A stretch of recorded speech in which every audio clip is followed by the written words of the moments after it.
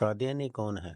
پنجاب کے کسی دیہات میں ایک خوبرو قادیانی لڑکی شادی کے لیے ایک فوجی افیسر کو پیش کی گئی۔ فوجی افیسر نے شادی کی حامی بننے سے پہلے ایک شرط رکھی کہ وہ کبھی بھی قادیانیت قبول نہیں کرے گا۔ قادیانیوں نے اس کی شرط مان لی اور لڑکی فوجی افیسر کے ساتھ روانہ کر دی۔ شادی کے بعد رشتے ناطے میں آنا جانا لگا رہا اور نرمی سے فوجی افیسر کو مائل بھی کیا جاتا رہا۔ ایک دن قادیوں کے مذہبی رہنما تشریف فرما تھے اور انہوں نے فوجی افیسر سے کہا کہ آپ مرزا غلام احمد قادیانی کو نبی نہیں مانتے تو نہ مانیں، لیکن ہماری ایک بات قبول کیجئے اور آپ استخارہ کریں کہ آیا نبی اکرم صلی اللہ علیہ وآلہ وسلم کے بعد کوئی نبی ہے کہ نہیں ہے؟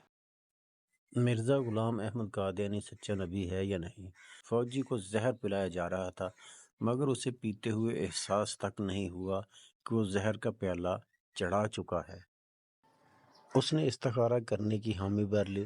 رات کو استخارہ کیا تو خواب میں نظر آیا کہ مرزا غلام احمد قادیانی نبی بنا ہوا ہے اور اس کے آس پاس لوگ جمع ہیں۔ صبح اٹھا تو اپنے کیے ہوئے استخارے کے مطابق قادیانیت پر ایمان لے آیا۔ محض خود ایمان لاتا تو اتنا مسئلہ نہیں تھا، اس نے باقاعدہ مرزے کی نبوت کی دعوت دینا شروع کر دی اور اپنے خاندان کو مرزا قادیانی کا امتی بنا ڈالا۔ سارے علماء بے بس تھے۔ جو عالم اسے دعوت دیتا تو وہ کہتا کہ میں نے کسی قادیانی کی دعوت پہ مرزے کو نبی نہیں مانا، میں نے باقاعدہ استخارہ کیا ہے اور استخارے میں مجھے قادیانی بطور نبی دکھلایا گیا ہے۔ مجھے ازخط خواب دیکھنے کا موقع ملا ہے۔ جب علماء بھی اس دلیل سے مطمئن نہ کر سکا تو وہ تنگ آ کر علماء سے ملنا ہی چھوڑ گیا۔ بلاخر چناب نگر کے جلسے میں مولانا یوسف لدھیانوی شہید تشریف لائے۔ ان کا شہر تھا اور یہ فوجی افیسر اس ضم میں ملنے کو تیار ہو گیا کہ ان کے بڑے مولوی کو بھی دیکھ لیتے ہیں۔ مولانا سے جب فوجی افیسر نے اپنا قصہ بیان کیا، وہ کسی کی دعوت یا کسی لالچ میں قادیانی نہیں ہوا بلکہ خود دیکھی ہوئی دلیل سے متاثر ہو کر قادیانی ہوا ہے۔ استخارہ اللہ سے مشورہ ہے۔ میں نے رب کے ساتھ مشورہ کیا جس کا حکم اسلام میں ہے تو اس نے مجھے مرزا قادیانی کو ہی دکھلا دیا۔ اب میں اللہ کی مانوں یا مولویوں کی؟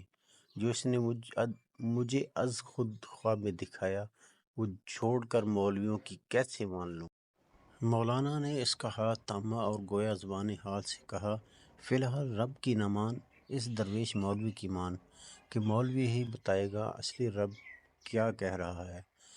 مولانا گویا ہوئے اور کہا، جب تم نے نبی اکرم صلی اللہ علیہ وآلہ وسلم کی ذات میں شک سے گزرے تو مسلمان ہی نہیں رہے۔ اگر تمہیں یقین کامل ہوتا کہ نبی صلی اللہ علیہ وآلہ وسلم کی ذات ہی آخری نبی ہے اور کوئی نبی آ ہی نہیں سکتا تو استخارے کے لیے ہرگز تیار نہ ہوتے۔ جب تم نے استخارے کی ٹھان لی گویا تمہیں شک ہوا کہ سید اللہ کے آخری نبی ہیں یا نہیں، اور جب نبی اکرم صلی اللہ علیہ وآلہ وسلم کی ذات کے حوالے سے تم شک سے نبی کی ذات میں شک کرنا بھی کھلا کفر ہے۔ تم شک میں مبتلا ہوئے تو کافر ہو گئے اور حالت کفر میں تمہیں قادیانی ہی نبی نظر آنا تھا۔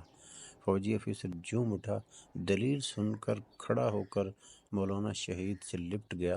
اسی وقت توبہ کی اور پھر سے مسلمان ہوا تو ذرا سوچئے ابتدا کہاں سے ہوئی، کیسے اسے نبی کریم صلی اللہ علیہ وآلہ وسلم کی ذات کے حوالے سے شک میں ڈالا گیا اور انجام کیا ہوا۔ امام اعظم ابو حنیفہ نے یہی تو کہا تھا کہ بنا کسی دلیل کے ختم نبوت پر ایمان لے آؤ، جو سوال کرے گا وہ کافر ہو جائے گا۔ سوال شک کی بنیاد پر کیا جاتا ہے اور نبی کریم صلی اللہ علیہ وآلہ وسلم کی ذات میں شک کھلا کفر ہے۔ عقیدہ ختم نبوت کے رکھوالے زیادہ سے زیادہ شیئر کریں۔ 1973 کے آئین کے مطابق قادیانیوں پر کون کون سی پابندیاں لائی گئیں؟ قادیانی اپنی عبادت گاہ کو مسجد نہیں کہہ سکتے، قادیانی اپنی عبادت گاہ میں اذان نہیں دے سکتے، وہ اپنے آپ کو مسلمان نہیں کہہ سکتے، وہ اپنے مذہب کو اسلام نہیں کہہ سکتے، وہ اپنے مذہب کی دعوت دوسروں کو نہیں دے سکتے۔ قادیانی اس آئین کو ختم کرنے کی سازش کر رہے ہیں، اس لیے ہم نے یہ آئین عام کرنا ہے، کیونکہ کیونکہ ختم نبوت صلی اللہ علیہ وآلہ وسلم کا تحفظ ہمارا ایمان